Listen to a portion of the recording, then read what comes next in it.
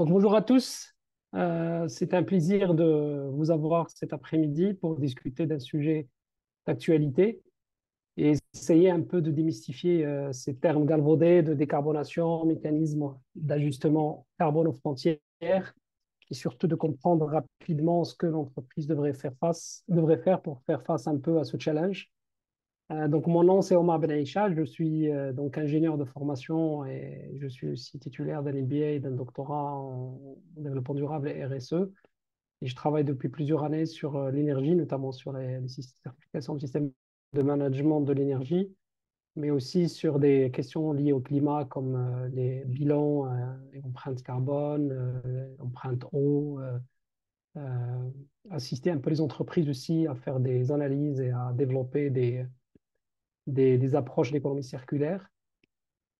Donc l'objectif aujourd'hui, c'est un peu de parler, de rappeler rapidement cette nécessité qui est imposée à nous par le changement climatique hein, et son impact sur les entreprises.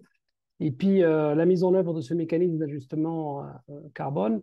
Je reviendrai sur cette question de mécanisme, parce qu'on parle beaucoup de taxe carbone, alors que ce n'est pas une taxe, c'est un véritable mécanisme, on en parlera tout à l'heure.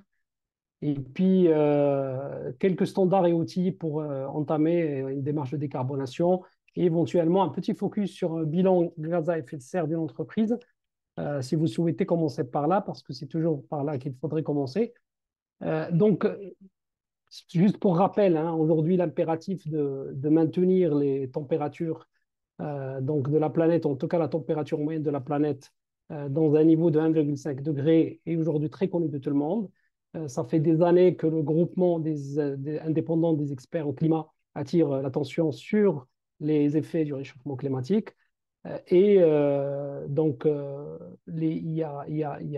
il y a des appels qui sont lancés chaque fois que le rapport du GIEC est publié pour justement essayer de travailler collectivement ensemble pour atteindre la neutralité carbone et notamment éviter de dépasser 2 degrés qui serait catastrophique pour la planète. On le verra juste dans un instant.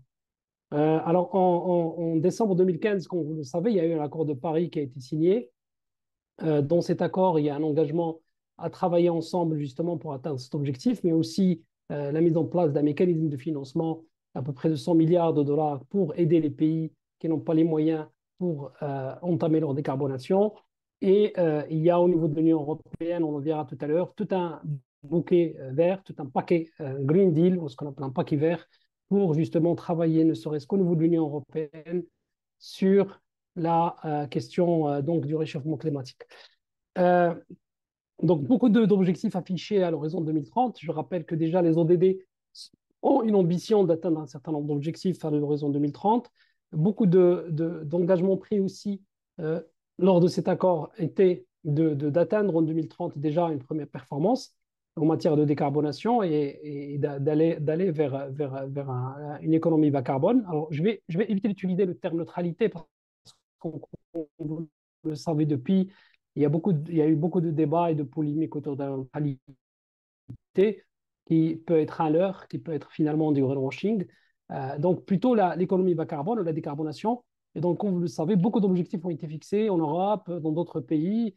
Par la suite, beaucoup d'entreprises ont aussi affiché leur souhait et en tout cas leur objectif d'atteindre la neutralité carbone, la décarbonation à l'horizon 2045, à l'horizon 2050, à l'horizon 2040, etc. Donc, beaucoup d'entreprises communiquent sur ça. Et donc, il faudrait, pour y arriver, des solutions de rupture.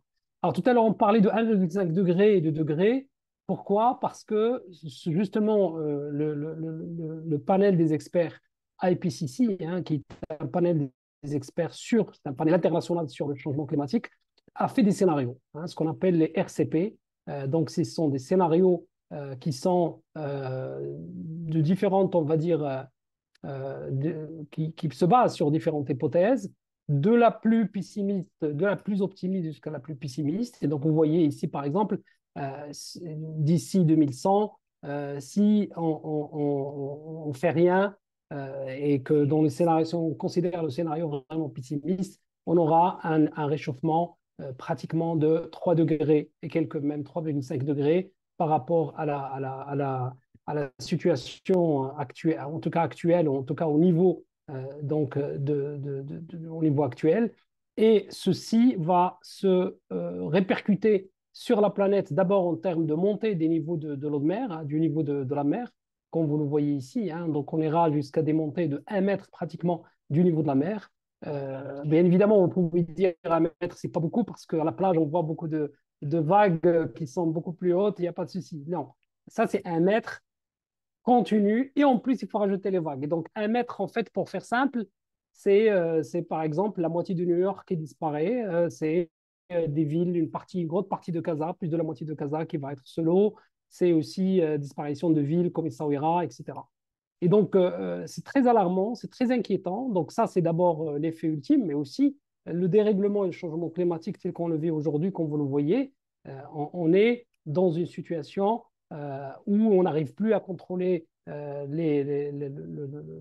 climat, entre guillemets, hein, contrôler, entre guillemets, le climat, avec des saisons qui se retrouvent inversées, avec soit des hivers très froids, soit des étés très chauds, mais aussi beaucoup des fois d'une part de sécheresse, mais de l'autre côté aussi de précipitations qui vont causer des inondations, qui vont même aller détruire les terres qui sont utilisées pour l'agriculture, etc.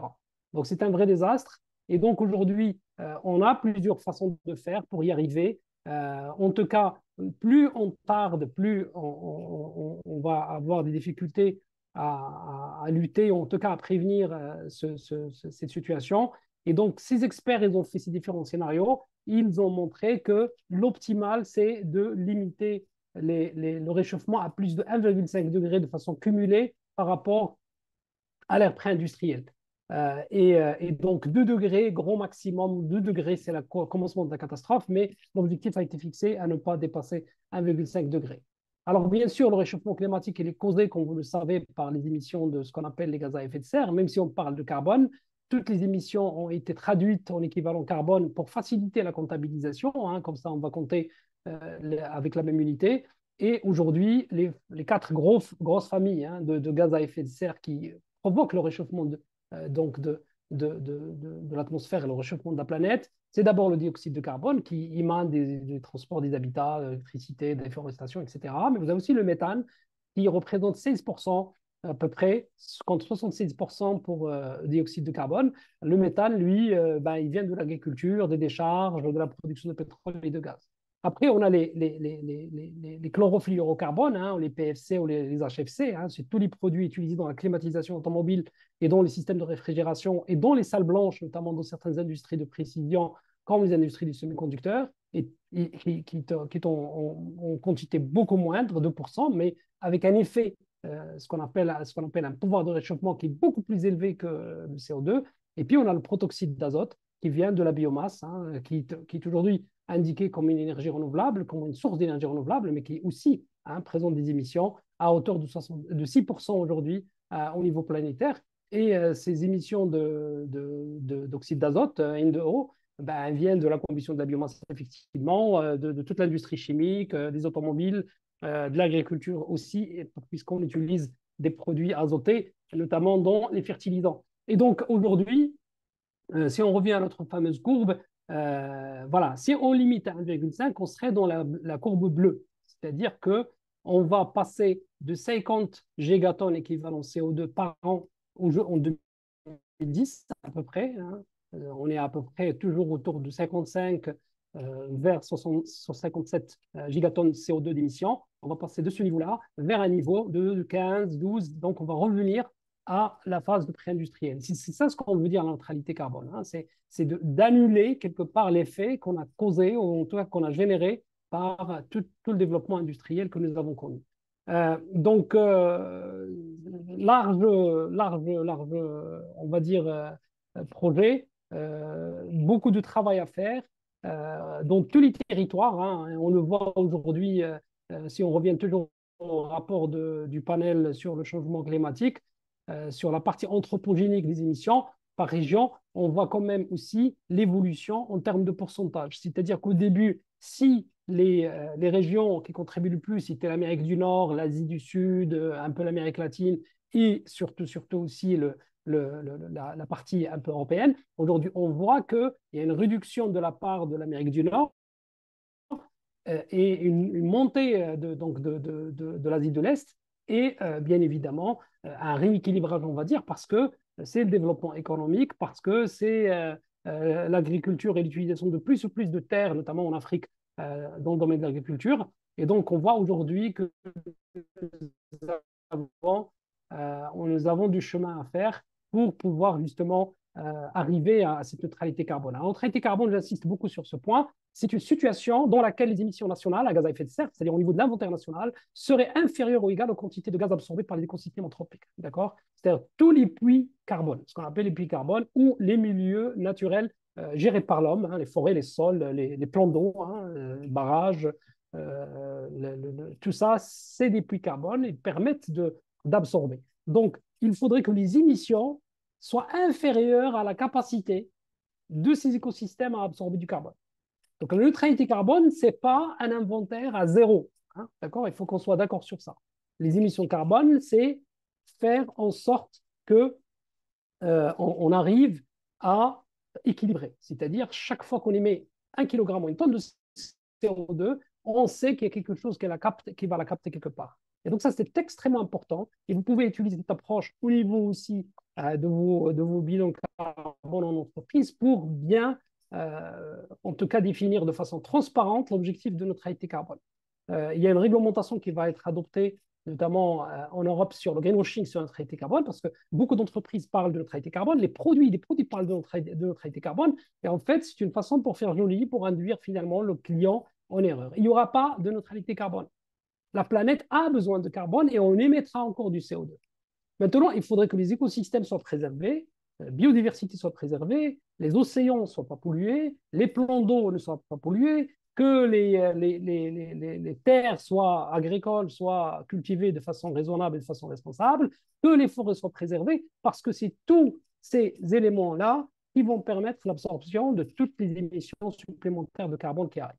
Alors, bien évidemment, on parle aussi de séquestration carbone, ça c'est une solution qui va venir, hein, solution de masse, malheureusement qui nécessite beaucoup d'énergie pour pouvoir capter le carbone, le compresser, le liquéfier et le renvoyer vers du stockage géologique, soit au fond de la mer, soit dans des anciennes mines ou des anciens puits de pétrole qui ne sont plus utilisés, etc.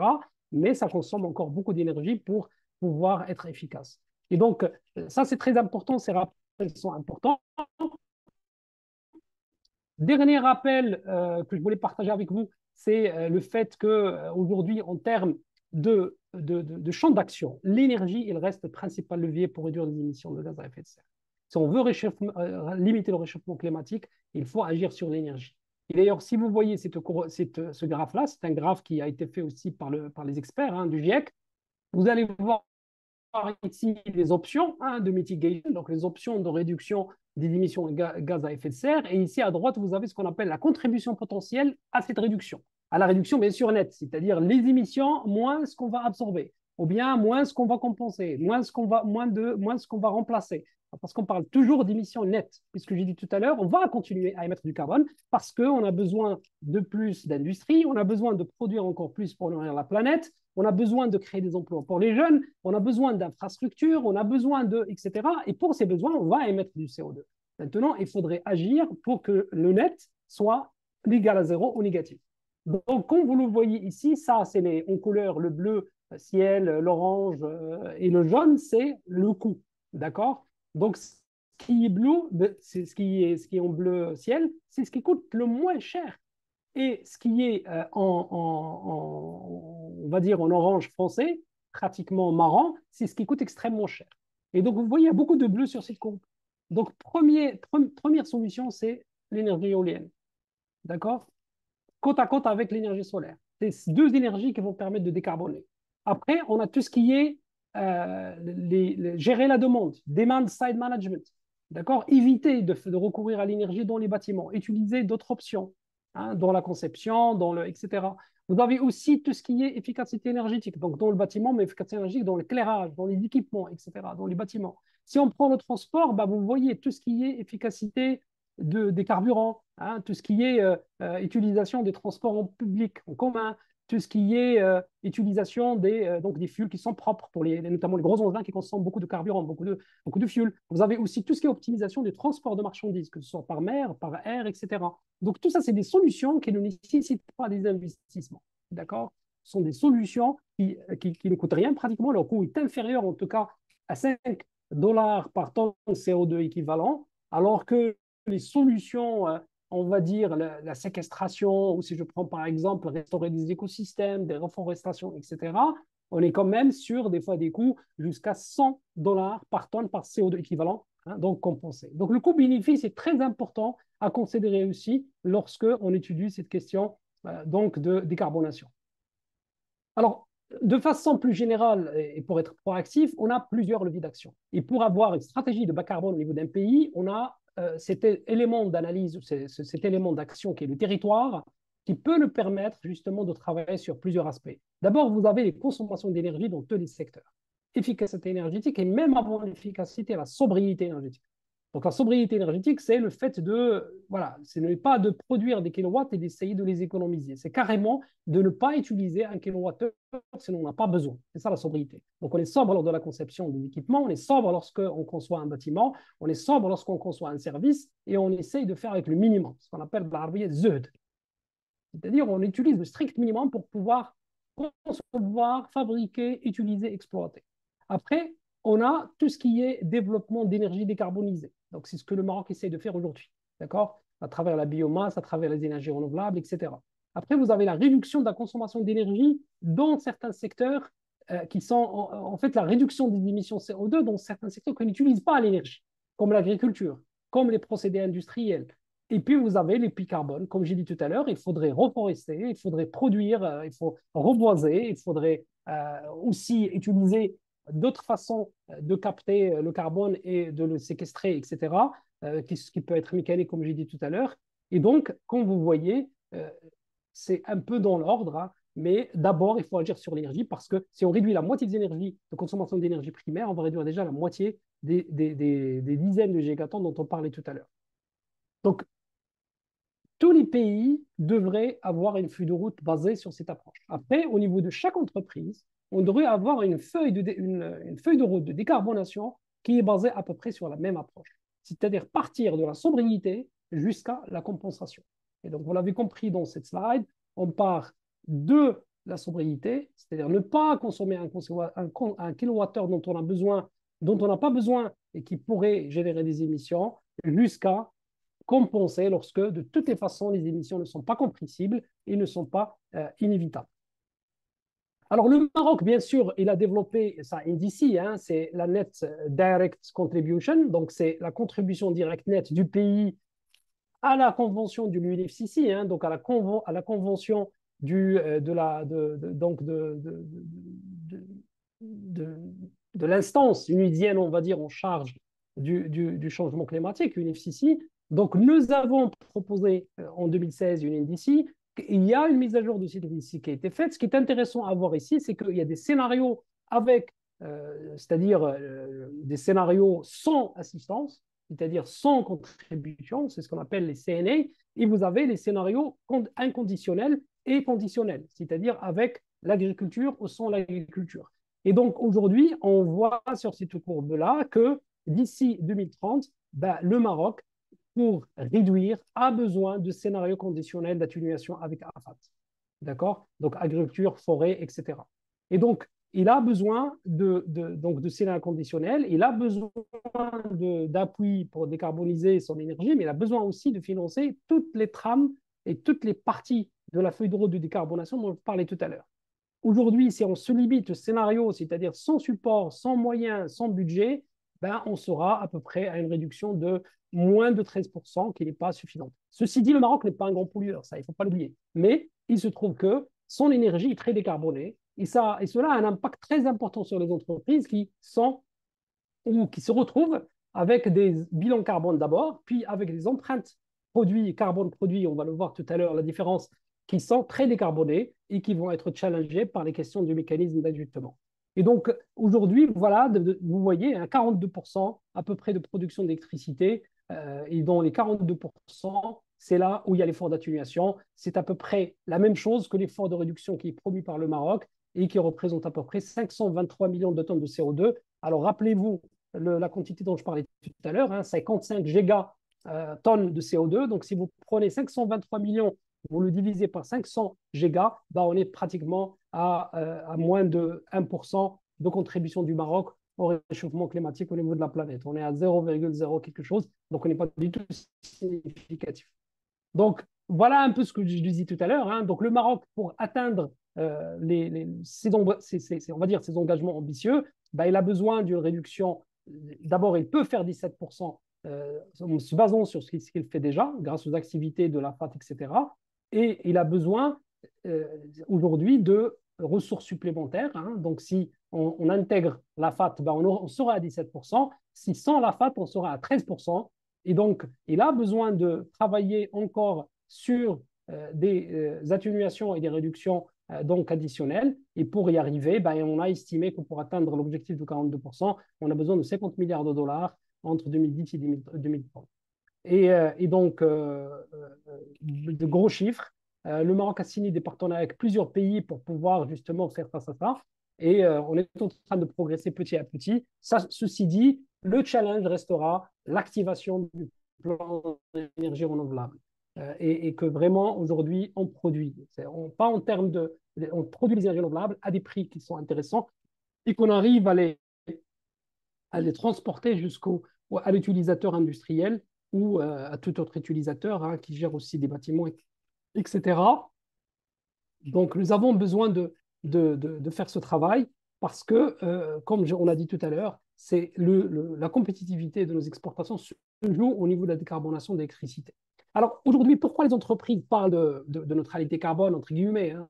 On a dit tout à l'heure que c'est quelque chose qu'on va éviter parce que c'est un faux message qu'on envoie aux gens, hein, surtout les gens qui ne connaissent pas le sujet.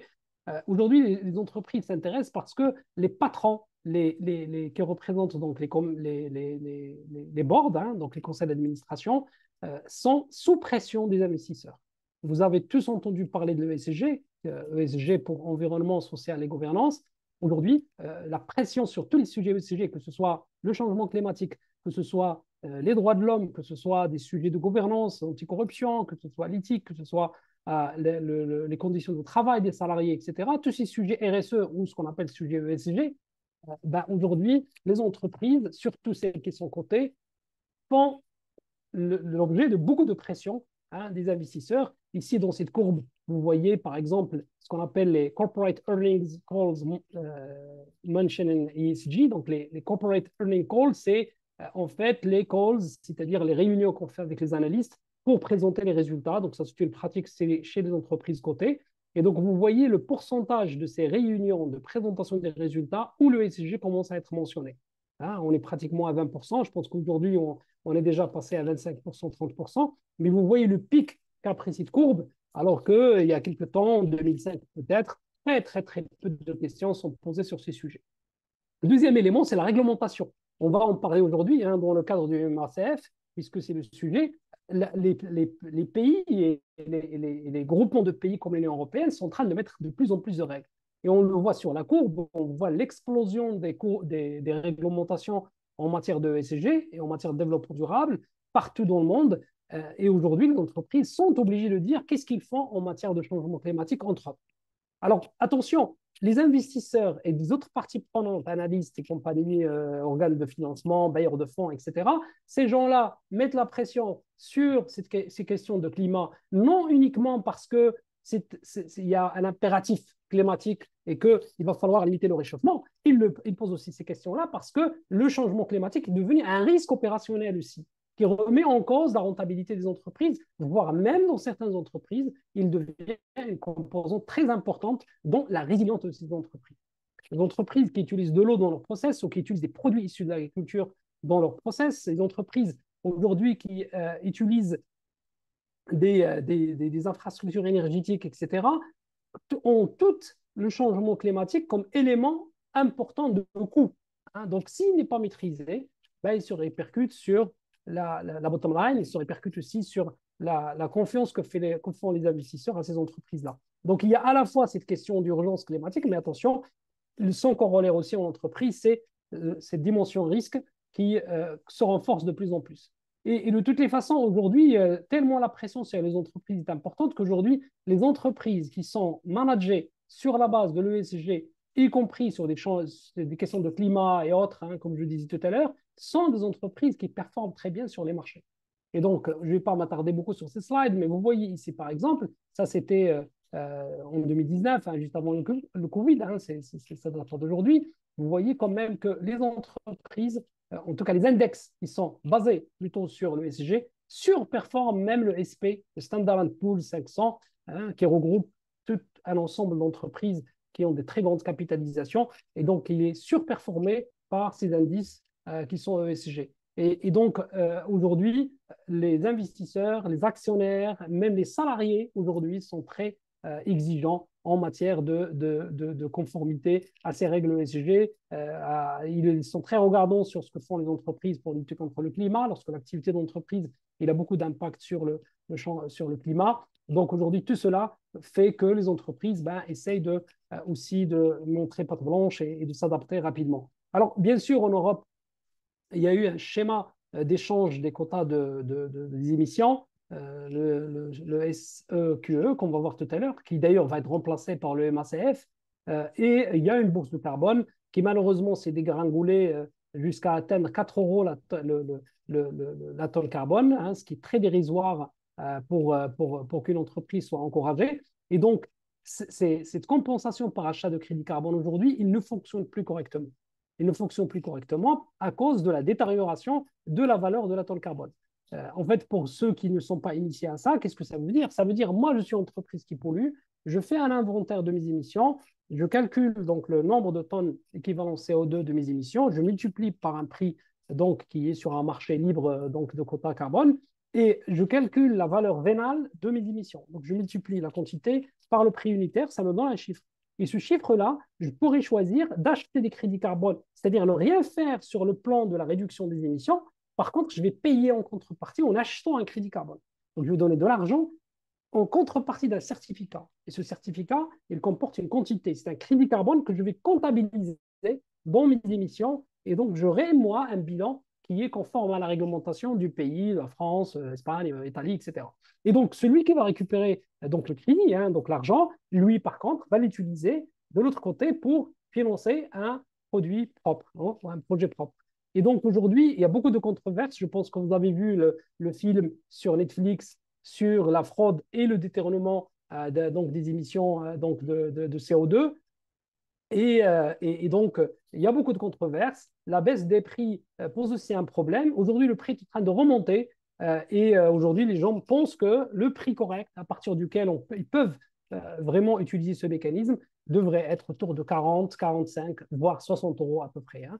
Donc, les grandes entreprises aujourd'hui en France, par exemple, considèrent qu'à 60 euros, on pourrait avoir une moyenne à 60 euros pour la tonne équivalent CO2. Et c'est le même prix qui sont utilisés dans un autre mécanisme qui s'appelle le prix interne carbone, dont on va parler dans un instant.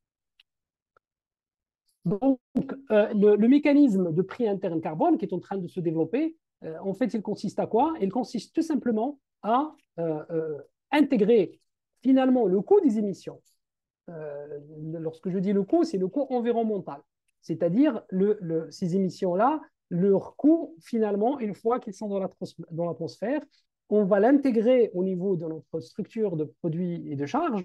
Et donc, il va venir finalement impacter le résultat avant impôt et le résultat final. Et donc, va venir finalement taper dans le retour sur investissement des actionnaires et finalement sur les dividendes distribués par l'entreprise. Et donc, du coup, les actionnaires, les managers vont avoir plutôt intérêt à réduire ce coût-là pour pouvoir répondre aux objectifs et répondre aux obligations de retour sur investissement et de profitabilité. Et donc, il y a trois façons d'intégrer ce prix interne carbone. C'est d'abord de définir une valeur indicative en interne. Hein. Il est indicatif, mais il est toujours calculé selon une certaine simulation.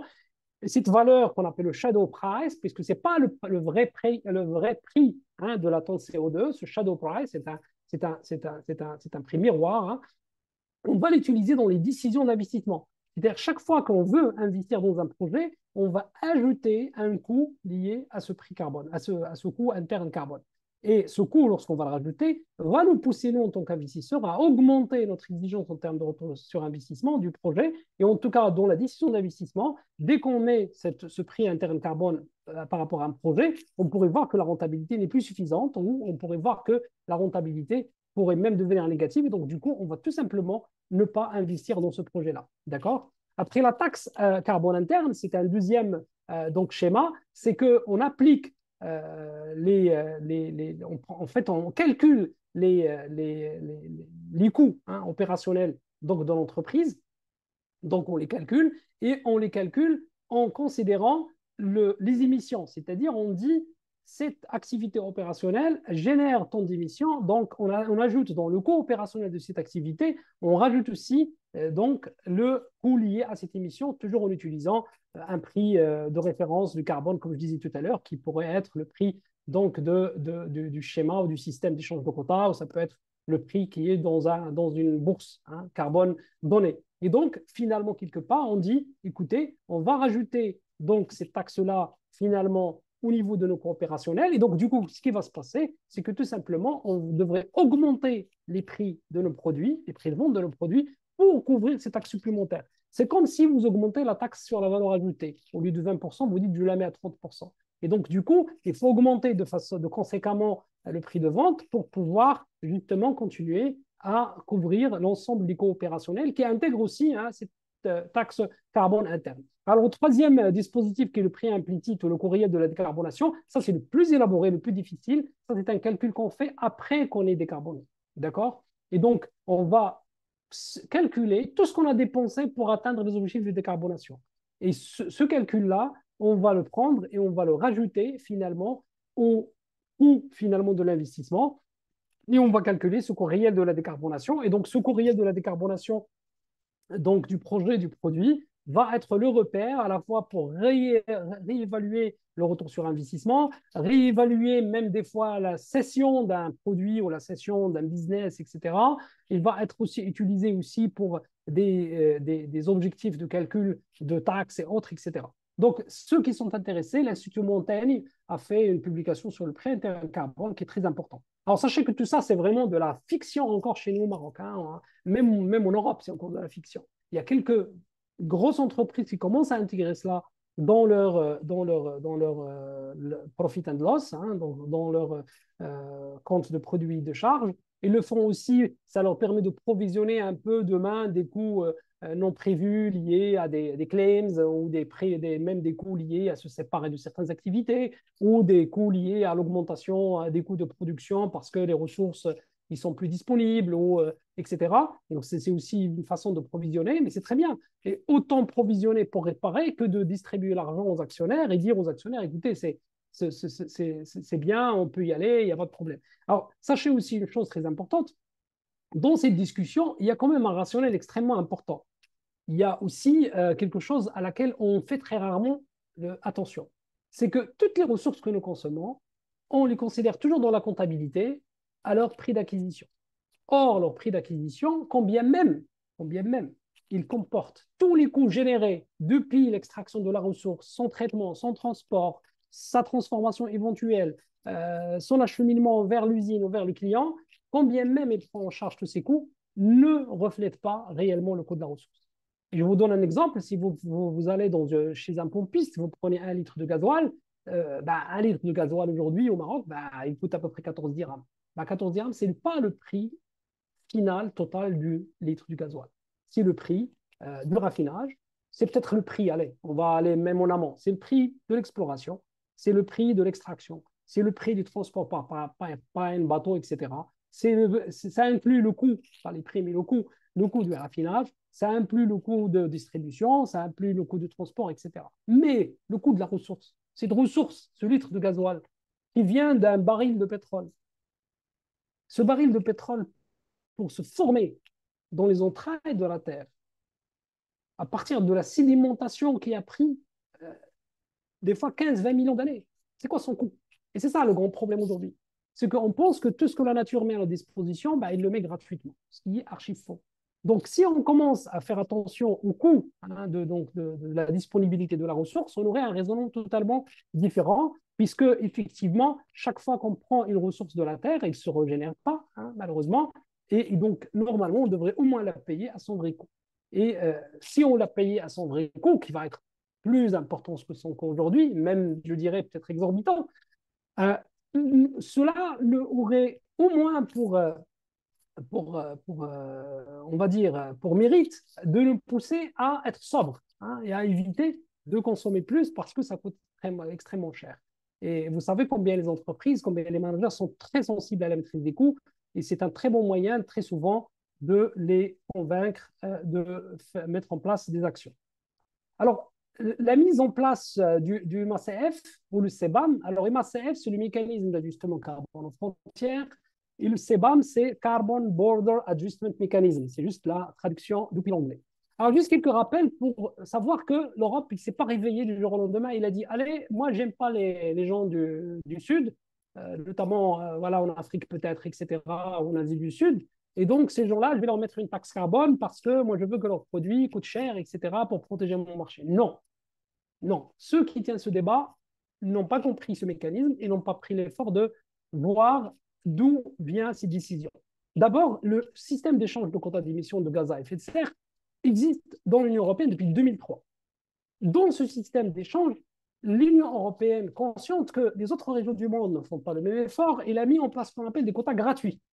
D'accord? Donc, pour certaines industries qui ont des émissions très importantes, des quotas gratuits sont donnés à ces entreprises pour éviter qu'ils ne payent des quotas justement au prix fixé dans le système et qu'ils se retrouvent justement hors compétition et avec aussi des modèles opérationnels et des modèles de business qui ne sont plus viables.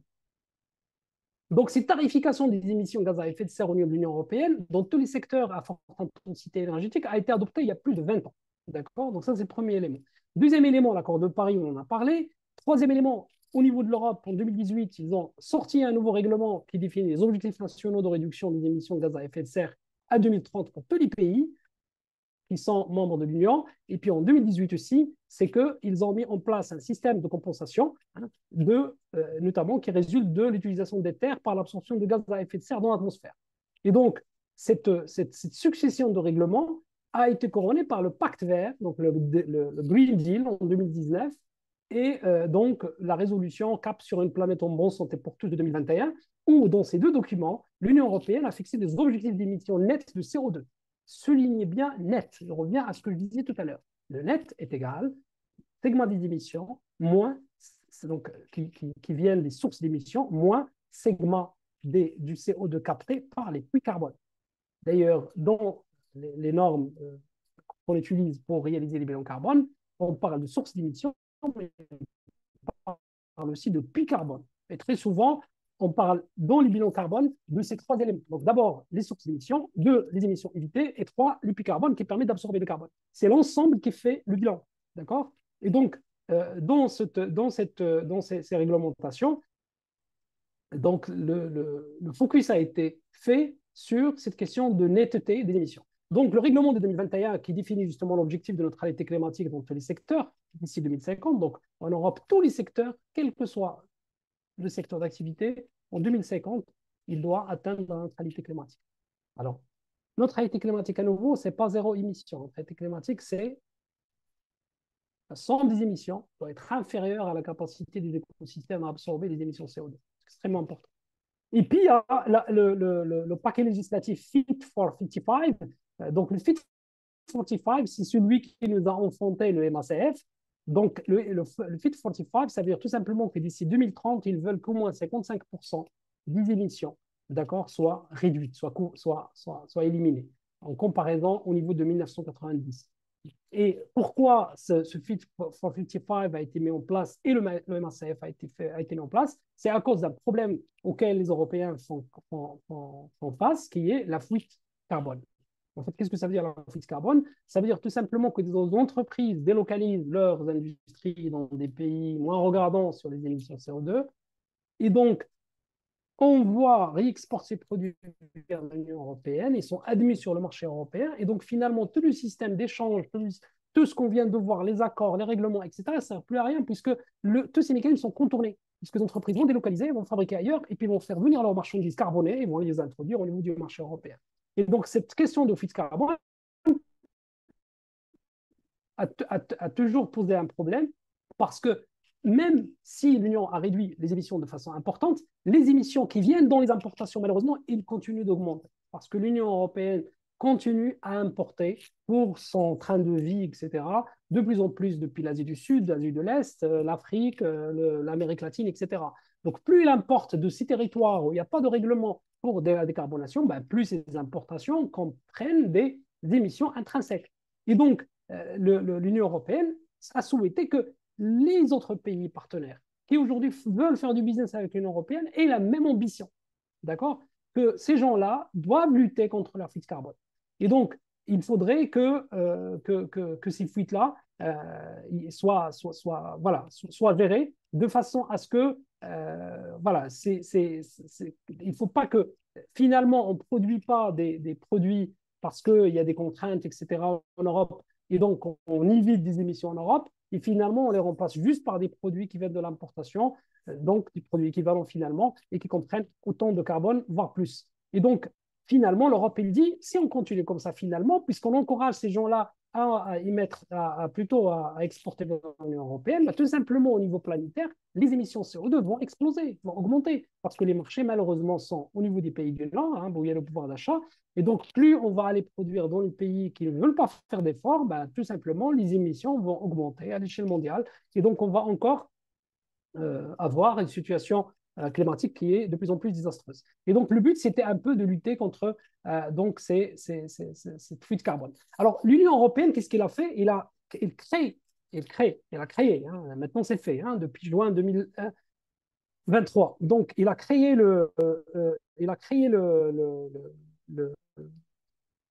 juin 2022 plutôt, hein. Il a créé le MACF, qui est un miroir au système d'échange des quotas d'émissions. Miroir, ça veut dire que l'un va cohabiter avec l'autre et petit à petit, le schéma ou le système d'échange de quotas d'émissions va disparaître pour laisser la place uniquement au MACF. Et donc, le MACF, finalement, il s'applique même aux entreprises européennes qui sont installées en Europe. D'accord? Puisque c'est ces entreprises-là qui sont obligées de respecter le MACF, puisque c'est eux qui importent vers l'Union européenne. Puisque ce MACF, on va le voir, il s'applique à toute personne, à toute entreprise qui met sur le marché européen une marchandise ou un service, etc. Et donc, le MACF est importé, ce qui est fabriqué localement. Et donc, je souligne ici quelque chose de très important. Le MACF, ce n'est pas une taxe. Le MACF, c'est un mécanisme d'ajustement. C'est un processus d'ajustement, c'est un mécanisme d'ajustement qui va générer quelque chose à payer, notamment pour les gens qui exportent vers l'Europe, soit, mais ce n'est pas une taxe. Et ce n'est pas une taxe fixée dans l'année avec un pourcentage, comme toutes les taxes. Le mécanisme d'ajustement aux frontières va générer des flux qui vont varier en fonction de l'effort qui est fait par le pays, ou en tout cas par l'entreprise du pays d'où vient le produit qui est apporté en Europe. Et donc, le but, c'est quoi? C'est de remplacer les mécanismes existants par une tarification de carbone équivalente pour les importations des produits vers l'Union. Et donc, le but, c'est de supprimer complètement la question des quotas. Et donc, ça, c'est très important à comprendre. Eux, ce qui les intéresse, c'est d'éviter que les entreprises, d'une main, prennent des quotas gratuits dans le cadre du système d'échange, et de l'autre côté, de l'autre main, vont externaliser, plutôt délocaliser et produire de façon carbonée ailleurs. Et donc, l'application transitoire du système d'échange de quotas et du MACF, normalement selon l'Union européenne, ne doit déboucher sur aucun traitement favorable pour les entreprises de l'Union européenne. Alors, ceci est vrai et il n'est pas vrai. Alors, il est vrai parce que si tout le monde fait l'effort, et si on s'inscrit dans cette question de réduction des gaz à effet de serre et de lutte contre le changement climatique, in fine, si on applique la même chose que ce qu'applique l'Europe, in fine, normalement, on est tous sur la même planète, on contribue tous au même objectif, donc normalement, il y aura pas, personne ne sera défavorisé. Le problème, c'est que dans les pays du Sud, notamment, on fabrique ces produits, les entreprises n'ont pas les moyens, voire les gouvernements n'ont pas les moyens. Donc, du coup, quelque part, il y aura nécessairement un coût qui va être payé par ces entreprises pour pouvoir se mettre à niveau et se mettre au même niveau, comme ce qui dit en haut, la tarification de carbone équivalente. Donc, pour se mettre au même niveau, ben, il va falloir quand même dépenser plus d'argent, etc. Et donc, c'est une contrainte pour moi qui vient à travers ce mécanisme finalement pousser les entreprises à créer à créer des budgets, hein, à créer, en tout cas des actions, des feuilles de route, etc., pour pouvoir travailler, hein, sur la décarbonation. Donc, le règlement il était adopté le 22 juin 2022, donc vous avez les références en bas. Et donc, il concerne un nombre limité de produits industriels dans un premier temps. Donc, il concerne déjà l'acier, le ciment, le fer, l'aluminium, les engrais chimiques, l'électricité et l'ammoniac. Hein. L'ammoniac n'apparaît pas ici, mais l'ammoniac a été rajouté. Et donc, toute entreprise qui exporte vers l'Union européenne, il devra prouver que l'intensité carbone de sa production, d'accord, il faut qu'il le prouve, c'est-à-dire il faut qu'il fasse un bilan carbone, mais plus l'empreinte carbone de son produit. Hein, donc, la quantité de CO2 émise par unité de produit qu'il va produire et qu'il va mettre sur le marché européen. Et donc, si cette quantité de carbone est supérieure à la moyenne qui est définie en Europe, l'entreprise doit payer donc ce différentiel en équivalent, hein, de quota, hein, par ce billet de mécanisme, par le billet de ce mécanisme d'ajustement. D'accord? Donc, ça consiste à quoi? Ça consiste à appliquer un prix aux produits importés en fonction de leur contenu de carbone. Donc, plus on réduit le contenu de carbone dans nos produits, plus le prix qu'on va payer va baisser de proche en proche. D'accord? Et donc, le but, vous l'avez compris, hein, c'est mettre au même niveau l'Europe avec les autres pays. Euh, donc, je disais, donc, effectivement, produits chimiques, organiques, les plastiques, l'hydrogène, l'ammoniac, etc. Donc, tous ces produits sont venus s'ajouter parce que ça, c'était la première monture. Hein. Ce qu'on a mis ici, l'acier, le ciment, le fer, l'aluminium, etc. C'était la première monture. Et puis, on a rajouté les plastiques, les produits chimiques organiques, l'hydrogène et l'ammoniac. Et donc, l'hydrogène a été rajouté aussi parce qu'on parle de plus en plus, veulent anticiper et toute importation d'hydrogène vert vers l'Europe doit être décarbonée au même niveau de l'hydrogène qui est produit au niveau de l'Union européenne. Donc, ça s'applique sur les émissions directes, mais ça s'applique aussi sur les émissions indirectes. Le fameux scope 3, hein, qu'on trouve dans le bilan carbone. Donc, janvier 2027, hein, donc déjà pour la première liste des produits que vous avez en haut. Alors, qu'est-ce qui est demandé tout de suite là maintenant, hein, depuis début 2023 jusqu'à décembre 2026? Ce qui est demandé, c'est qu'il faudrait que les entreprises qui exportent ces produits, en tout cas, ce n'est pas les entreprises qui exportent encore une fois, les entreprises qui importent en Union européenne ces produits doivent faire à leurs partenaires dans les pays où la production est réalisée, faire des déclarations carbone à partir de janvier 2023. Donc, des déclarations carbone qui sont soumises donc, à l'autorité centrale du MACF. Et ces déclarations, par la suite, doivent être vérifiées par des organismes accrédités. Et donc, le calcul du mécanisme d'ajustement dont je parlais tout à l'heure ne commencera pour cette liste-là que vous avez vu en haut qu'au 1er janvier 2027. C'est là où les entreprises comme OCP, etc., les entreprises qui exportent vers l'Union européenne, qui ont des produits qui sont dans la liste, c'est à partir du 1er janvier 2027 qu'ils vont commencer à ajuster en fonction de la déclaration vérifiée, la déclaration d'émissions CO2 de leurs produits qu'ils ont faite et qui est vérifiée par des organismes tiers. Alors, pourquoi l'Union européenne a mis en place cette période transitoire? Vous l'avez très probablement bien compris, il faut d'abord constituer les bases de données. Aujourd'hui, on sait qu'est-ce qu'on importe, on sait qu'est-ce qui entre sur l'Union européenne, mais on ne sait pas quelle est l'intensité carbone de ces produits qui arrivent. Et donc, on va demander à ces gens-là de commencer à reporter, à envoyer leur déclaration. Et pendant donc ces 5 ans, on va avoir, ou plutôt ces 4 ans, on va avoir la possibilité de au moins avoir la baseline et de connaître un peu les produits qui arrivent de tel et tel pays, quelle est leur intensité carbone. Et donc, la mise en œuvre, il a été aussi, lors du vote final, a été écourtée à 2032 parce que c'était 2035 au début. Et donc, ils veulent pourquoi ils l'ont raccourci? Parce qu'ils voulaient que le MACF soit complètement mis en œuvre de la même façon que le retrait complet aussi du système d'échange de quotas. Hein. C'est-à-dire, même année 2032, un remplace l'autre complètement et donc le système d'échange de quotas va disparaître. Donc, il y a une autorité centrale du MACF qui est responsable de la mise en œuvre. Les autorités locales de chaque État membre, bien sûr, il assure le déploiement, notamment les douanes et notamment aussi les organismes qui sont en charge de ça. Et puis l'Union européenne, un petit bémol, il nous dit que les revenus qui sont générés par ces certificats MACF, puisque c'est des certificats, hein, puisque en fait, par exemple, l'OCP ou toute entreprise, par exemple, qui exporte vers l'Union européenne, bah, lorsque l'intensité carbone de ses produits est supérieure au niveau requis en Europe, en fait, c'est comme le système d'échange de quotas des émissions dont je parlais tout à l'heure. Donc, le delta, le surplus d'émissions CO2, soit il le réduit, hein, ce qu'il ne peut pas le faire aujourd'hui. Donc, qu'est-ce qu'il va faire? Il va acheter des crédits carbone MACF.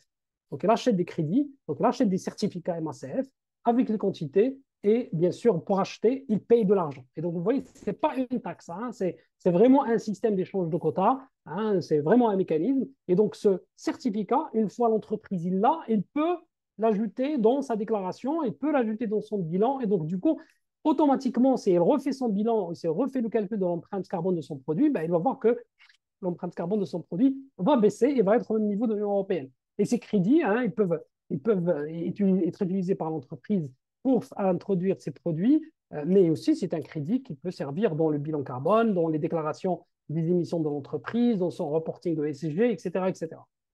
Et donc, l'Union européenne, ce qu'il dit, que tout l'argent qui va venir de ces certificats va être réutilisé pour aider les pays moins avancés pour décarboner leur industrie. Voilà, très bonne nouvelle. Maintenant, c'est clair que c'est un dispositif assez costaud. Le retour d'expérience va nécessiter au moins 10 ans. Les secteurs, là, Fast Track, qu'on a vu, ils sont déjà très actifs sur le sujet. Mais beaucoup ont fait leur empreinte carbone, l'analyse de cycle de vie de leurs produits, etc. Mais les autres secteurs vont suivre. Hein, donc, vont suivre dans les années à venir. Et donc, ce système, une fois en 2032, il est mis en œuvre, je pense qu'il va être très bénéfique sur les émissions de gaz à effet de serre en général. Et donc, ce qu'il faut, ce qui est important, c'est, moi, mon conseil, c'est que les importateurs au niveau de l'Union européenne, c'est pas nous. Hein. Donc, on a des partenaires. Ces partenaires, il faut se rapprocher de ces partenaires, s'ils ne l'ont pas déjà fait, hein, et de travailler avec eux. Parce qu'eux ont des obligations de déclaration. D'ailleurs, j'ai oublié de vous dire que à partir de janvier 2023, il y a une déclaration qui est obligatoire et après une vérification. Le défaut de déclaration, il est sanctionné par des amendes, hein, des amendes lourdes d'amendes et surtout en cas de récidive. Et donc, ça pourrait être même un blacklist pendant une durée ou blacklist sur le marché européen.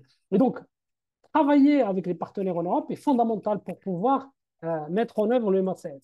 Donc, faire une évaluation de l'exposition des produits. Donc, on prend nos produits et on regarde déjà faire notre bilan carbone, hein, en tant qu'organisation. Après, faire une analyse cycle de vie de nos produits, de tout notre portefeuille qui est exporté en Europe et de voir quelle est l'intensité carbone de chaque produit, donc faire la fameuse empreinte carbone. Et puis, il faudrait mettre en place une fonction chargée du MACF parce que c'est beaucoup de travail, hein, pour suivre tous ces bilans, ces analyses, ces communications, suivre les plans d'action derrière, etc., de décarbonation. Et puis, un système de calcul intégré à la production, extrêmement important. Si vous avez un système de production automatisé avec un système d'information de gestion de la prod, il faudrait intégrer dans le système d'information de gestion de la prod aussi des moyens qui vous permettent de collecter les données nécessaires pour ajuster au fur et à mesure l'empreinte carbone de vos produits. C'est très important. Ce n'est pas quelque chose qu'on va commencer à faire a posteriori. C'est quelque chose qu'on devrait avoir comme la température du process, comme la pression, comme le débit. Hein. L'intensité carbone va devoir être calculée parce que moindre variation va faire subir à l'entreprise des coûts supplémentaires. Et donc, le scope 3 reste un grand challenge, hein, parce que c'est les émissions qui sont indirectes, qui sont liées à nos fournisseurs, liées à nos déplacements, liées à la logistique, liées aux amortissements, aux achats, etc. Donc, c'est toujours très difficile d'avoir de la data suffisante pour évaluer les émissions indirectes. Et donc, vu la complexité, vu le nombre d'étapes qu'il faut suivre, vu le niveau quand même de commitment et d'engagement, il va falloir avoir une démarche structurée de décarbonation. Et donc, une démarche structurée de décarbonation, bah, il faut faire cet état des lieux dont je viens de parler, il faut structurer sa démarche, il faut réduire les consommations, il faut consommer les énergies décarbonées, hein, parce que très souvent on me dit, ouais, on va décarboner, on va faire des panneaux solaires. Oui, mais vous avez oublié l'efficacité énergétique. Hein. Le premier gisement de la décarbonation, c'est l'efficacité énergétique. Et en plus, c'est quelque chose qui vous fait gagner de l'argent tout de suite. Ça vous fait dépenser moins et ça vous fait gagner plus, rapidement. Si vous allez directement aux énergies décarbonées, énergies renouvelables, ben, il va falloir valider des investissements, il va falloir être patient et accepter des temps de payback et des retours, des TRI, des retours sur investissement, des fois qui ne sont pas nécessairement toujours facile à faire accepter. Et donc, il faudrait, j'insiste encore une fois sur l'efficacité énergétique. Alors, bien sûr, on fait de l'efficacité énergétique, on fait de la sobriété si on va concevoir, on va utiliser de l'énergie décarbonée et tout ce qui va rester, il faut le compenser. Donc, il va falloir investir dans les puits dont je parlais tout à l'heure, il va falloir dans des mesures de compensation donc de carbone. Et puis, il faut valoriser votre démarche, c'est par des certifications, par la vérification. De toutes les façons, dans le cadre du MACF, votre partenaire va être obligé de faire la vérification de la déclaration. C'est lui qui fait la déclaration, by the way, j'ai oublié de le dire, hein, c'est votre partenaire qui fait la déclaration en Europe. Et c'est lui qui fait vérifier la déclaration, ce n'est pas vous. Le problème, c'est que la déclaration, c'est la déclaration qui vous revient à vous, à votre niveau. Et donc, c'est vous qui allez préparer les éléments de la déclaration. Par contre, lorsqu'il va faire vérifier la déclaration, il va vous envoyer un organisme indépendant qui viendra visiter vos usines, vous auditer, etc.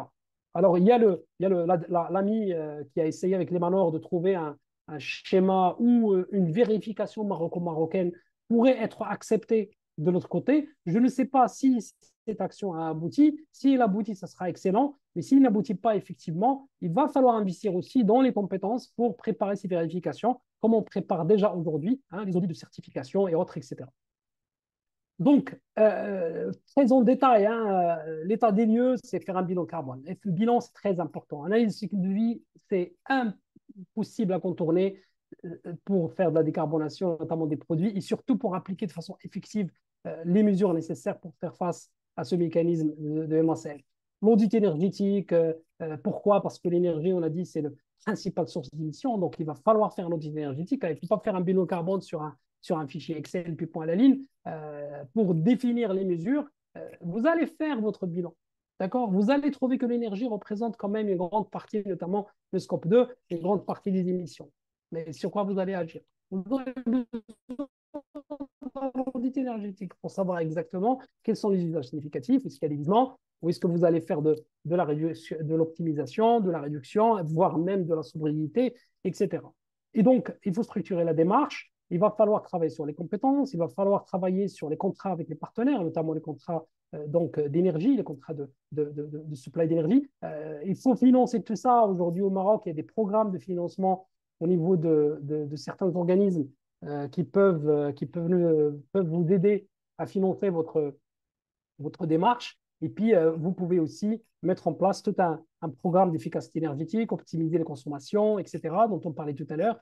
Et bien évidemment, voilà, vous pouvez investir dans des énergies renouvelables. Vous pouvez aussi céder votre surplus d'énergie. Maintenant, au Maroc, ça va être possible. Vous avez aussi la possibilité de investir dans une feuille de route de l'économie circulaire, puisque tout déchet aussi hein, qui est valorisé, qui est réutilisé, qui est valorisé, ben, il peut il peut aussi vous aider à réduire quelque part le bilan de vos émissions, voir l'empreinte carbone de vos produits. La compensation, on en a parlé. Valoriser la démarche avec des certifications, ça, on en a parlé aussi. Et donc, c'est très important un peu de suivre tout ce sujet. Alors, beaucoup de normes internationales qui vous permettent de se repérer, que ce soit des bilans sur le carbone, comme le CDP, comme le GHG protocole, mais vous avez aussi d'autres références et des frameworks qui vous permettent de mettre en place toute une démarche beaucoup plus large et beaucoup plus structurée, dans laquelle la décarbonation ne serait qu'un élément. Hein. Donc, que ce soit même les ODD, le GRI, pour ceux qui font déjà du reporting, les normes de reporting comptable qui intègrent les aspects de durabilité. Vous avez la TCFD, la Task Force pour le climat aussi, où il y a des méthodologies, il y a aussi un framework pour gérer toute la partie gestion du changement climatique. Les normes ISO, on va en voir quelques-unes pour le bilan carbone. Aujourd'hui, les outils ne manquent pas. Il y a beaucoup d'outils, beaucoup de frameworks, beaucoup de référentiels qui vous permettent de naviguer un peu dans tout ça. Alors, deux mots sur l'analyse du cycle de vie, puisque vous ne pouvez pas justement optimiser l'intensité carbone de vos produits dans le cadre du MACF, etc., si vous ne faites pas cette fameuse analyse donc, de vie de vos produits. Alors, analyse de vie, tout simplement,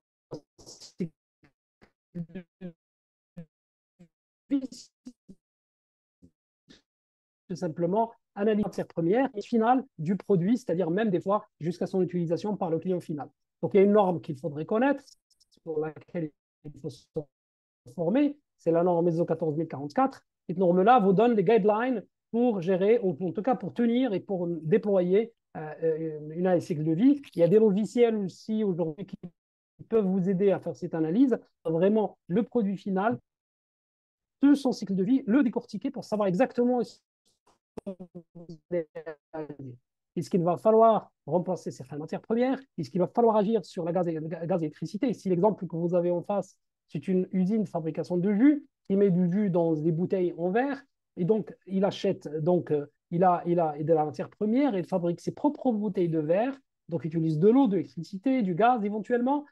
Il achète de l'emballage, des cartons, des palettes, des plastiques d'emballage, il transporte tout ça, il distribue pour envoyer vers les points de vente, etc. Il achète de la matière première pour faire des capsules, des étiquettes, il utilise de la colle, etc. parce qu'il faut faire des étiquettes sur les bouteilles, etc. Et donc, tout cela, il va falloir voir quels sont les vins qui représentent 80% de l'intensité carbone du produit, sur lesquels il va falloir agir pour avoir une intensité carbone du produit beaucoup plus faible. Alors, l'analyse cycle de vie, ce n'est pas uniquement pour le carbone. Hein. Elle est utilisée aussi pour l'impact environnemental et pour l'empreinte carbone des produits. Mais l'analyse cycle de vie, c'est une méthode aussi qui va vous permettre des fois de réinventer vos process de production. Il va pouvoir vous permettre aussi de revoir la composition de vos produits, de revoir la qualité de la matière première, remplacer peut-être des matières premières plus chères par des matières premières alternatives, des matières synthétiques, des matières qui émettent moins de CO2. Il vous permettra peut-être d'identifier des opportunités, des possibilités de réutilisation, de recyclage, donc de réutiliser des déchets dans la production de votre produit. Il peut vous permettre aussi d'utiliser des énergies qui devraient être dissipées dans l'atmosphère, de les réutiliser dans un autre process pour économiser ou plutôt même être sobre sur le plan énergétique et ne pas consommer une énergie supplémentaire. Donc, c'est une étude qui est très sérieuse, très rigoureuse, qui nécessite beaucoup de soins, qui nécessite du temps, de former des équipes là-dessus et de challenger tout le process de façon analytique, tout le process de production. Hein, et donc, ça peut impliquer aussi les gens qui travaillent dans les achats, les gens qui travaillent dans le supply chain, ça peut impliquer aussi les gens qui sont dans la conception, dans le développement, ça implique aussi les gens du marketing, etc. Donc, tous les changements qu'on peut apporter au produit pour réduire la consommation de ressources, d'une part, de réduire aussi les émissions, tout cela va impliquer, in fine, pratiquement une grande partie des entités de l'entreprise. Alors, je vais finir sur le bilan carbone. Pour le bilan carbone aujourd'hui, j'attire juste votre attention que le nom bilan carbone est déposé. Hein. Le terme bilan carbone appartient à l'agence française ou à l'association bilan carbone. Et donc, il est utilisé il appartient à l'ABC, Association bilan carbone. Il y a un droit d'usage pour l'ADEME en France. Et donc, on parle plutôt d'inventaire de gaz à effet de serre. C'est ça le terme qui est utilisé. D'accord? Et donc, c'est une analyse monocritère, hein, comme vous le savez. Hein. On prend chaque poste d'émission, on prend la donnée d'activité, on la multiplie par un facteur d'émission et on calcule une quantité de CO2 qui est émise par ce poste d'émission. Donc, c'est vraiment monocritère. Donc, il ne tient pas compte des aspects dont on pourrait tenir compte, donc plutôt de l'approche multicritère, dont on peut tenir compte ou de laquelle tient compte l'analyse cycle de vie, hein, qui est effectivement aussi multicritère, j'ai oublié de le mentionner, dans l'inventaire gaz à effet de serre, on est plutôt sur l'analyse monocritère. Donc, l'analyse monocritère, c'est la plus simple à faire, mais c'est la moins précise. Et donc, il y a une norme aujourd'hui qui nous permet de quantifier les gaz à effet de serre. Donc, on a une norme générique d'orientation de directive qui nous permet d'appliquer la norme de référence qui est la 14064-1, -1 pour les produits, pour les organisations, -2 pour les projets. Et la 14069, il nous donne des directives pour quantifier et pour reporter nos émissions. Et donc, d'abord, il nous montre comment on fait un cadrage du périmètre, hein, organisationnel, opérationnel, nous donne des directives pour chaque poste d'émission de définir de façon spécifique les périmètres et les méthodologies de quantification. Et puis, il nous permet de nous donner une idée sur comment structurer le rapport. Parce que le bilan ou l'inventaire, c'est un tableur, hein, c'est un Excel ou whatever, hein, c'est un tableau. Mais à côté de ça, il faut un rapport qui explique la méthodologie, qui explique le résultat, qui explique aussi les actions qu'on va mettre en place. Alors, l'équivalent de cette méthode, c'est le GHG protocole, donc qui est une méthode de comptabilisation et de reporting aussi qui a été développée par le World Resources Institute déjà en 1998. et donc les plus internationales, et qui a été adoptée par le board donc, de la sustainabilité au niveau international. Et donc, le but, c'est de donner en fait une façon standard pour faire ces inventaires, pour pouvoir avoir de la comparabilité interannée, hein, d'une année à l'autre, mais aussi avoir une comparabilité au sein d'un secteur entre les entreprises en termes d'émissions.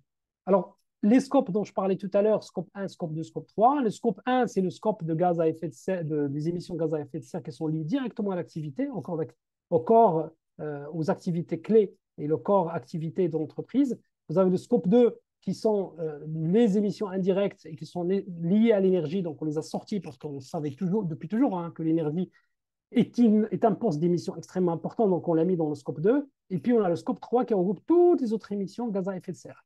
Alors, il y a un changement qui a été opéré dans la méthode bilan gaz à effet de serre ou la méthode inventaire des gaz à effet de serre.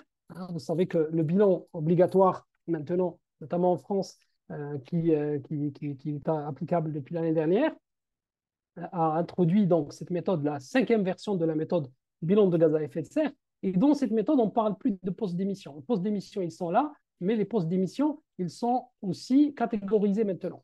Donc, nous avons la norme 14069 dont je parlais tout à l'heure, qui a été utilisée pour faire aligner le BGES. Le BGES n'était pas totalement aligné avec les postes et les catégories de la norme. Et donc, aujourd'hui, on a un alignement complet que vous utilisez la 14069, quand vous utilisez la méthode bilan carbone, quand vous utilisez le protocole GHG, aujourd'hui, vous avez, comme vous le voyez, scope 1, scope 2, scope 3, vous avez une interopérabilité, on va dire, et vous avez aussi voilà, une façon de présenter, en fait, finalement, le bilan de façon similaire entre les trois normes. Donc, on a les émissions directes de gaz à effet de serre, c'est la première catégorie, ça, c'était le scope 1. On a les émissions indirectes associées à l'énergie, donc ça, c'est le scope 2, ça n'a pas changé. Après, le scope 3 a été divisé en 4 sous-scopes. Donc, les émissions indirectes associées au transport, donc à part, les émissions indirectes associées aux produits achetés à part, les émissions indirectes associées aux produits vendus à part, et puis toutes les autres émissions. Et donc, c'est plus lisible et ça permet aujourd'hui aussi à la méthode bilan carbone d'être utilisée même à l'international parce qu'une fois qu'on a utilisé la méthode ou les logiciels qui sont designés et conçus sur la base de cette méthode, les résultats peuvent facilement être transposés, transcrits selon la 14069 ou le GHG protocole si jamais les parties prenantes exigent plutôt un reporting selon le GHG ou la 14069. Alors, la Fondation Mohamed VI a repris l'outil donc, de l'ADEME, dont je parlais tout à l'heure, hein, qui a été développé par ABC en fait. Et donc, ils essaient de le mettre à jour. Alors, je ne sais pas s'ils l'ont mis à jour selon les 6 catégories ou pas encore, mais ce qui est intéressant dans l'outil de la Fondation, que vous pouvez avoir facilement dès que vous signez le pacte qualitaire de la Fondation. Donc, ce qui est intéressant dans cet outil, c'est qu'ils ont répertorié quelques données propres au Maroc. Donc, il y a une petite base de données de 300 facteurs d'émission globalement et 150 qui ont été adaptés au Maroc sur la base de certaines déclarations, de certains bilans de reporting, pas déclaration, mais de reporting et certains bilans de certaines entreprises qui ont fait leur bilan dans certains secteurs. Donc, on a utilisé ça pour actualiser et pour adapter ces facteurs d'émission internationaux. On les a adaptés au contexte marocain. Voilà. Et donc, c'est très simple, hein, c'est une approche monocritère. Pour chaque poste qu'on a présenté ici, pour chaque poste, il va falloir identifier une variable liée à l'activité, une donnée d'activité. Par exemple, je dis n'importe quoi, le transport de marchandises à Mans, ça peut être le nombre de tonnes kilométriques. Chaque tonne de marchandises par 1 kilomètre. Combien? 1000, 5000, 10 000, 500 000, etc. Donc, une variable, une donnée liée à l'activité qu'on va multiplier par un coefficient d'émission. Donc, ce coefficient d'émission, dans le cas que je viens de citer, ça peut être le nombre de kilogrammes équivalent CO2 ou le nombre de tonnes équivalent CO2 par tonne kilométrique. Ça peut être tonne équivalent CO2 par litre de gasoil. Si, par exemple, toute la flotte fonctionne au gasoil et qu'on a calculé plutôt la consommation de carburant, puisque c'est l'origine de l'émission, c'est la consommation et le fait de brûler du carburant faits qui occasionnent des émissions CO2. Donc, si on se base sur la quantité, on peut multiplier par un facteur d'émission qui est, lui, calculé sur la base des tonnes équivalent CO2 divisé par les litres. Hein. Peu importe. L'essentiel, c'est qu'il faudrait qu'on arrive à calculer ces émissions de façon monocritère, avec une donnée d'activité, fois un facteur d'émission, fois ce qu'on appelle un PRG, donc le pouvoir de réchauffement global. Alors, le PRG, on ne l'utilise pas beaucoup. Pourquoi? Parce que dans les facteurs d'émission, on utilise pratiquement maintenant du tonne équivalent CO2. Ça veut dire quoi? Ça veut dire qu'on a déjà traduit tous les pouvoirs de réchauffement des autres gaz, on les a traduits au pouvoir de réchauffement global du CO2. Et donc, finalement, le PRG, lorsqu'on utilise des temps équivalents CO2, ben, on les inclut quelque part, finalement, puisque l'unité, c'est 1 hein, du CO2. Donc, finalement, par cette traduction, on a inclus le PRG dans l'équivalent CO2. Et donc, il suffit d'utiliser la donnée d'activité multipliée par le facteur d'émission. Et bien évidemment, ici, vous avez une petite image sympathique. Hein, vous voyez que 8500 km en ville en 4x4 est équivalent à 20 allers-retours Bordeaux-Paris en avion et équivalent à 190 allers-retours Bordeaux-Paris en train. Hein, et équivalent à 14 000 km en ville en voiture citadine. Hein. Vous voyez déjà entre la citadine et la 4x4 en ville, on passe de 8500, une tonne équivalent carbone est émise par 8500 km hein, uniquement sur un 4x4, pratiquement la moitié que sur une voiture citadine. Tout simplement, si vous optez à changer votre 4x4 par une voiture citadine, vous coupez par deux, plus ou moins, un peu moins, hein, mais par deux les émissions CO2 dues à l'utilisation de votre voiture. Vous pouvez voir aussi la différence entre la volaille et la viande. Hein. Une tonne de volaille est équivalente à 250 kg de viande de bœuf pour la même émission de 1 tonne équivalent carbone. Et donc ça, c'est une très bonne idée pour expliquer cette histoire de facteur d'émission. Hein. Donc chaque utilisation, chaque usage, chaque poste d'émission a un coefficient d'émission qui est différent et donc qui fait qu'on a cette formule, donc cette approche de calcul qui est basée sur ça. Donc voilà, vous voyez, juste si vous voulez, moi ce qui m'intéresse dans ce tableau, c'est vraiment la dernière colonne. Donc si on prend le CO2 comme base, donc le pouvoir de réchauffement à 100 ans, c'est-à-dire chaque tonne de CO2 qui est émise pendant 100 ans, il va échauffer 1, hein, il va chauffer plutôt, il va réchauffer l'atmosphère de 1 tonne équivalent CO2. Si vous comparez au méthane, la même quantité, hein, ça va être 25 fois. Donc le méthane, il réchauffe 25 fois plus que le CO2. Heureusement qu'on a vu tout à l'heure, le méthane, il représente quelques dizaines de pourcents par rapport à 76% pour le CO2. Et vous voyez, le hexafluorure de soufre, c'est le plus terrible. Lui, il a 22 800 fois le pouvoir de réchauffement du carbone. Heureusement que les émissions de hexafluorure de soufre sont très, très, très faibles. On a une concentration de 0,008 ppm. Voilà, donc le 6 jours, vous voyez, hein, on a pris par convention 100 ans pour le CO2 dans l'atmosphère, mais vous voyez qu'il y a les hydrofluorocarbones, hein, les gaz à effet de serre qui sont émis par les installations de frigorifiques et climatisation. Vous voyez, ça peut rester quelques semaines à quelques siècles dans l'atmosphère en fonction du gaz qu'on utilise. Voilà, donc je vais peut-être m'arrêter ici. Hein. Vous avez donc une démarche assez structurée, puisque c'est simple pour le bilan carbone. Une fois que vous avez défini donc le scope hein, opérationnel. Alors attendez, je vais vous parler de cette question de scope opérationnel. Donc vous avez le scope opérationnel et le scope organisationnel. Donc d'abord, le périmètre organisationnel, c'est le périmètre dans lequel vous voulez faire votre bilan. Et vous avez plusieurs approches. Donc vous avez l'approche par le capital. Donc, lorsque vous avez une entreprise où vous avez la majorité du capital ou une quote-part du capital, vous pouvez donc, dans votre scope, intégrer la quote-part liée à votre pourcentage dans le capital. Mais vous avez aussi l'approche du contrôle. Donc, vous pouvez avoir juste un contrôle financier comme vous pouvez avoir un contrôle opérationnel. Dans les deux cas, si vous gérez cette entreprise, même si vous n'êtes pas actionnaire majoritaire, grâce à un pacte d'actionnaires, par exemple, vous pouvez enfin, vous ne pouvez pas, mais en fait, vous êtes obligé de consolider. C'est-à-dire, admettons, vous êtes un groupe, vous avez une filiale où vous détenez uniquement 40%. Mais c'est vous qui nommez le dirigeant et c'est vous qui s'occupez de la gestion directement ou indirectement de l'entreprise. Là, vous devez, même s'il ne vous appartient pas à 100%, même si vous n'avez pas la majorité du capital qui est 51%, vous êtes obligé de consolider les émissions de cette filiale dans votre bilan avant, 100%. Par contre, l'approche part du capital, c'est-à-dire si vous êtes uniquement actionnaire, vous n'avez aucun contrôle sur l'entreprise, vous devez consolider à hauteur de la quote-part hein, de votre capital. Donc ça, c'est ce qu'on appelle le périmètre organisationnel. très intéressant lorsque vous êtes un groupe avec plusieurs entreprises et que vous voulez consolider au niveau groupe. Après, vous avez ce qu'on appelle le périmètre opérationnel. Donc, le périmètre opérationnel, c'est répondre à la question suivante. C'est scope 1, scope 2, scope 3. C'est ça le périmètre opérationnel. Est-ce que je m'arrête scope 1, scope 2? Ou bien est-ce que je mets aussi une partie du scope 3, ou là, je ne mets pas du scope 3, ou là, je mets la totalité du scope 3. C'est de la façon exhaustive. Donc, dans le périmètre opérationnel, vous pouvez être soit sur une logique restrictive, soit une logique exhaustive. Alors, dans la logique restrictive, si on revient à la slide de tout à l'heure sur les catégories, ça revient à dire quoi? Ça revient tout simplement à dire je fais la catégorie 1, je fais la catégorie 2, mais je fais la catégorie 3 uniquement, ou bien je fais 3 et 4, ou bien je fais 3, 4 et 5, etc.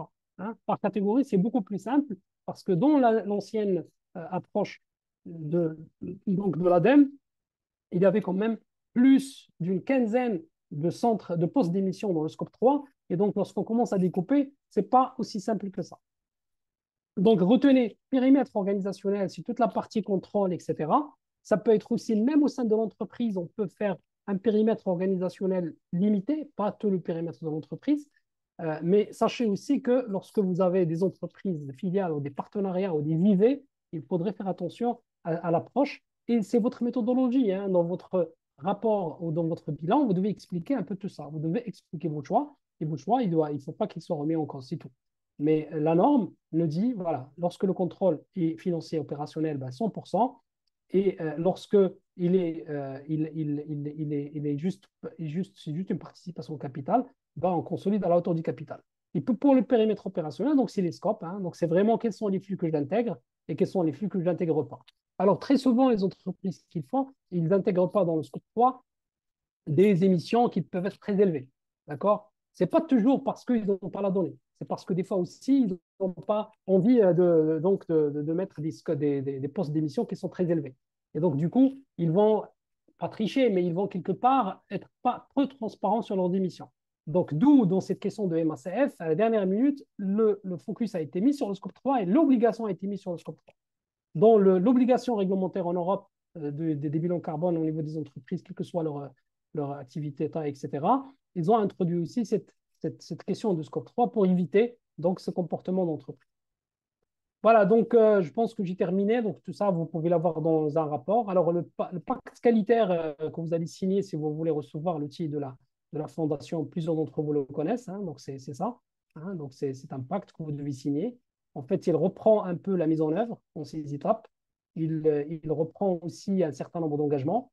Et en fait, le but aussi de ce pacte, c'est de partager votre bilan avec la fondation pour qu'on ait au niveau du Maroc une base de données améliorée d'année en année pour permettre aux autres entreprises marocaines de pouvoir faire leur bilan, de faire le bilan de leur émission, etc. Donc voilà. Alors après, est-ce que la taxe carbone va être un frein? Je vois juste deux, trois questions. D'abord, ce n'est pas une taxe carbone. On a expliqué longuement aujourd'hui que c'est un mécanisme et c'est des certificats donc d'émissions qu'on va acheter parce que le produit émet plus de carbone que les produits européens. Si on ne veut pas payer cher ces certificats, on ne veut pas acheter ces certificats, il faut décarboner au même niveau que l'Europe. C'est clair. Hein, il n'y a pas d'autre solution. Et puis, les produits marocains très carbonés, etc., qui vont être exportés seront pénalisés. Ben, clairement, ils seront pénalisés. Heureusement que les secteurs fast track en 2023 qui ont été choisis sont des secteurs où des gros groupes opèrent. Hein, ils ont des gros moyens pour engager des études, engager aussi des démarches pour décarboner rapidement, comme l'OCP. L'OCP avec l'ammoniac vert et tous ces projets autour de l'hydrogène et autour du solaire, hein, des centrales photovoltaïques. L'OCP, il le fait aussi pas pour l'image, il le fait parce qu'il y a un vrai impératif. C'est la course hein, d'ici 2027 hein, pour ne pas plomber la compétitivité des produits. Et donc, effectivement, la décarbonation est nécessaire. L'Europe a fait ça pour obliger les autres pays à se décarboner. C'est aussi simple que ça. Alors, je vais terminer quand même sur une réalité quand même. Les Européens, ils ont fait ça, bien sûr, pour le climat, ils l'ont fait pour la planète. Moi, je n'en doute pas. Hein. L'Europe est vraiment le très bon élève dans le domaine. C'est peut-être le territoire qui fait le plus d'efforts au niveau mondial sur les différents sujets de RSE, développement durable. Mais il faut dire aussi que c'est quelque chose qui a été fait aussi dans le cadre d'un pacte économique hein, et dans le cadre d'un renouveau européen. Et donc, il y a quelque part quand même un peu de protectionnisme quelque part. Et c'est tout à fait normal. Hein. depuis le Covid, on parle de souveraineté, on parle de développement des industries locales dans les pays, de relocalisation, de délocalisation. Tout ce débat politique autour de ces sujets est tout à fait légitime, vu les contextes géopolitiques actuels, vu les tensions, etc. Et donc l'Europe, c'est tout à fait normal qu'il amène ce mécanisme, mais il la met avec intelligence. Hein. Comme je vous ai dit tout à l'heure, le MACF, ce n'est que l'héritier du système d'échange de quotas d'émissions. Ça n'a pas été inventé from scratch pour bloquer les importations. N'oubliez pas que si l'Union européenne achète cher les importations qu'il fait au Maroc et ailleurs, elle-même et ces entreprises vont devenir non compétitives. Parce que n'oubliez pas qu'une partie de ce qu'ils achètent de chez nous, il est revendu, finalement, il est réexporté, etc. Donc eux-mêmes se tirent une balle dans le pied. En fait, moi je trouve que c'est intelligent la façon dont ils l'ont fait. Et surtout, le fait de pousser les pays émergents comme le Maroc et qui veulent faire un effort, de les pousser, de les aider quelque part aussi à aller vers la décarbonation parce que de toutes les façons, c'est le seul way to do business in the future. La seule manière de faire le business dans le futur, c'est vraiment de le faire de façon décarbonée. Il n'y a pas en tout cas, d'autres options, à mon avis, pas uniquement au Maroc, pas uniquement en Afrique, partout dans le monde, dans tous les territoires. Hein. La réalité du réchauffement climatique aujourd'hui, il est là, il nous hante chaque jour, chaque mois, chaque année. Voilà. Je vous remercie pour votre attention et nous vous donnons rendez-vous à d'autres webinaires pour échanger des informations sur ces sujets de développement durable et sustainability. Et au plaisir de vous avoir. Je vous remercie pour votre attention et je vous demande de nous excuser aussi pour les petits soucis techniques qu'on a eu au démarrage. Merci à tous. Très bonne fin de journée.